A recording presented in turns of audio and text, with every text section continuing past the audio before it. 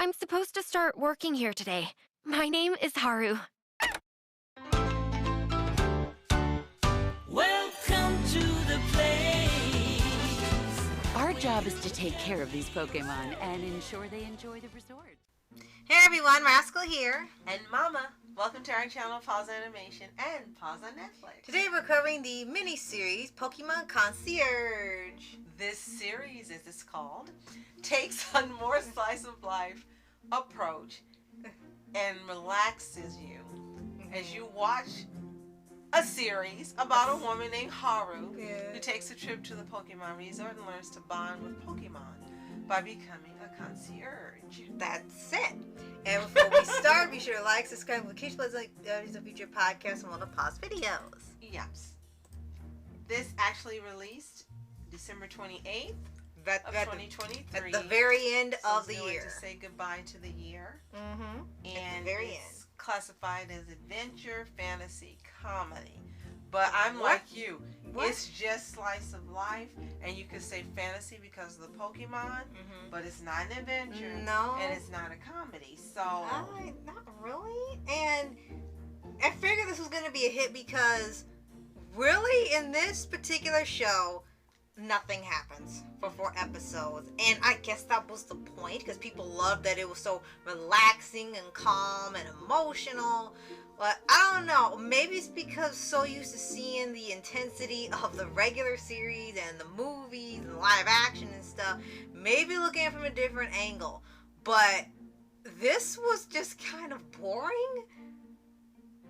I mean, it was 4 episodes, so it's not long at all, and they're at the most 20 minutes. That's the maximum they are. And really the entire episode is just kind of her learning the ropes to become a concierge, which when you really start watching it isn't really what she ends up doing. She just tries to read the emotions of the Pokemon and make them feel the best they can. And it's not what she went there for, really. No. So you've got a short cast. Haru's voiced in English by Karen Fukuhara. You will know her as Glimmer, as well as Kipo. Yes. Elisa's voiced by Imani Hakim. Tyler's voiced by Josh Keaton. Yes. And Watanabe's voiced by Lori Alan. That's it. That's the whole cast. It's such a really... It's pretty silent except for these 4 cast members. Yeah. And one of the big disappointing things is none of the Pokemon spoke. Yeah, and I know They make their noises. Yes. That let you know. They say, well, you had Pika Pika, that was it. But there was no Psyduck or Mudkip. Yeah, only Pika Pika spoke. None of the others spoke. And they just had to reuse the voice clip over and over again, so they didn't even need the actors there to do it. Just reuse the clip from the other seasons.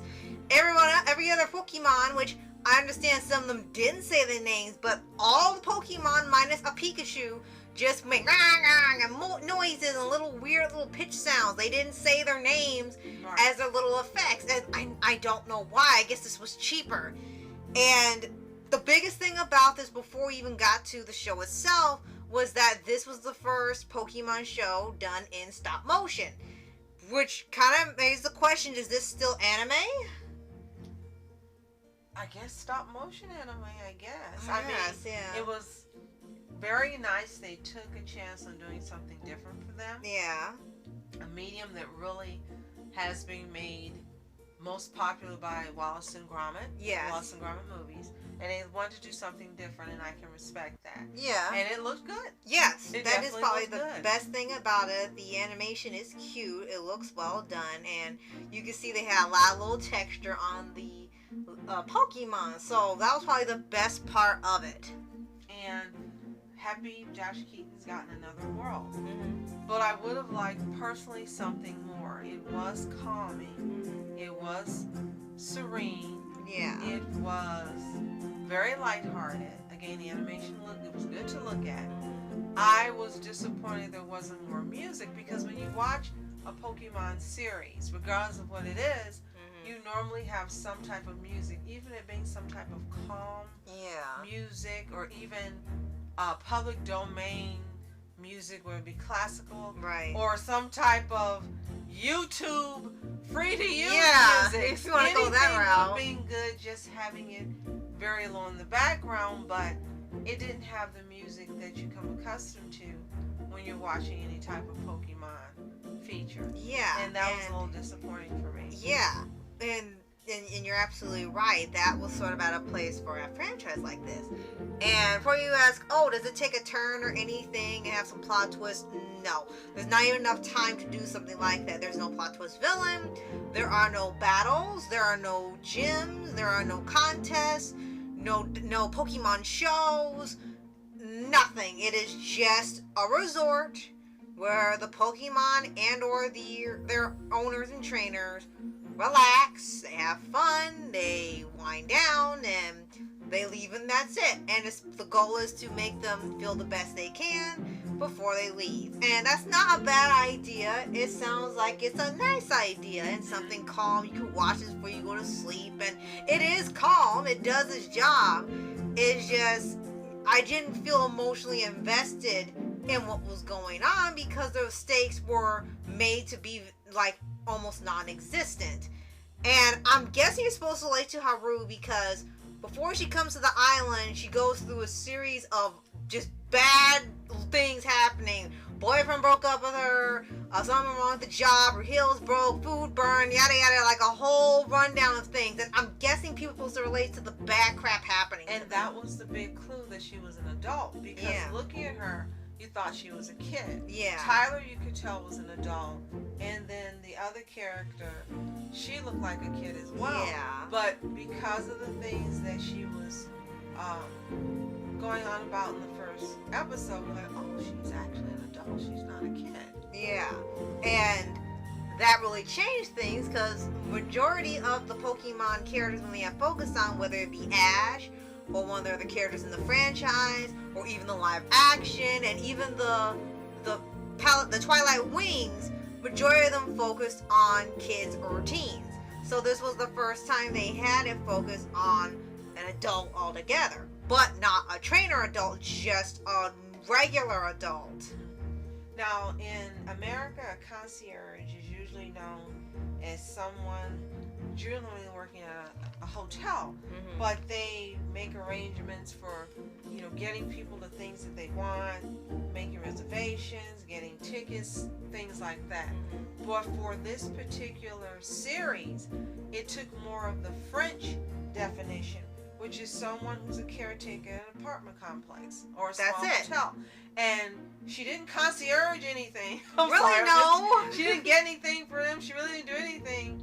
She just helped be a caretaker for the Pokemon. And so I guess concierge sounded better than Pokemon caretaker. So they named it concierge. Right. And that was pretty much the entire anime was them training her to be a concierge. And the only thing she had to do was to find a Pokemon and make it feel exactly the way she feels.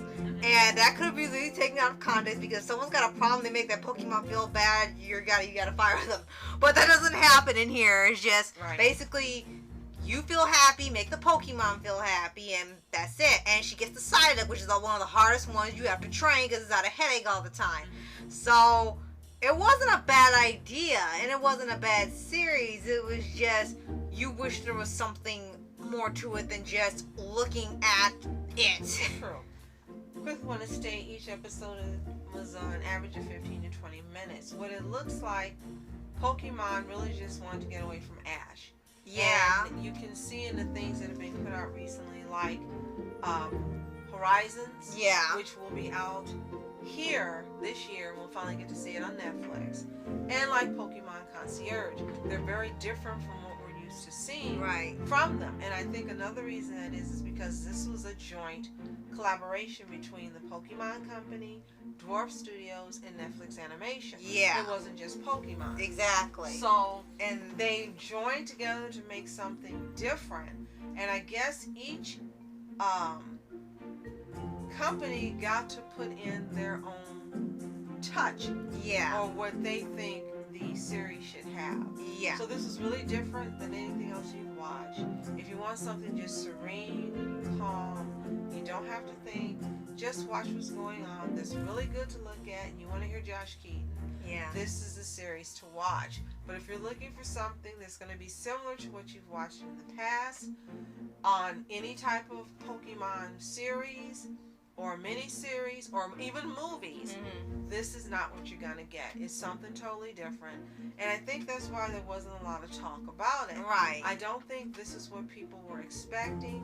You thought it was gonna be more lively and more fun. Yeah, and like more Alola action. was. Right. And But no, that's not what it is. and the last thing would be to bring up is that the episodes for us don't flow like they're episodes. And Netflix has done this before where they'll give you bits of a season and they're much longer, but they give you 10 episodes or less and claim it's a season and split it up. Right. I think Concierge is meant to be like a movie, not a long movie, but maybe a 60-minute or less movie, and they split up the events into episodes and then made it into a series, because if you take out the opening and closing credits, this would feel like one whole movie. That's true. So I think it should have just been one special instead of split up, and maybe that would have helped improve the flow and make it feel more like the goal it was going for. I agree. So if you've seen Pokemon Concierge, let us know what you think in the comments below. Did you enjoy it? I'm sorry, guys. Did you find it calming and relaxing? Let us know what you think. If you haven't seen it, it's available on Netflix exclusively right now to view. Again, it's only 4 episodes, between 15 and 20 minutes each. You can knock it out all in one sitting. Yeah. And then come back and let us know what you think as well. And if y'all already subscribe for updates and weekly videos for favorite anime series, anime shows, and all things animation. Absolutely, and thank you so much for joining us. As always, we appreciate you so much. If you'd like to suggest or recommend something for us to cover, let us know in the comments below. Yeah. Thank you so much for watching Rascal Entertainments. And I'm Mom Entertainment. Have a fantastic day. Peace.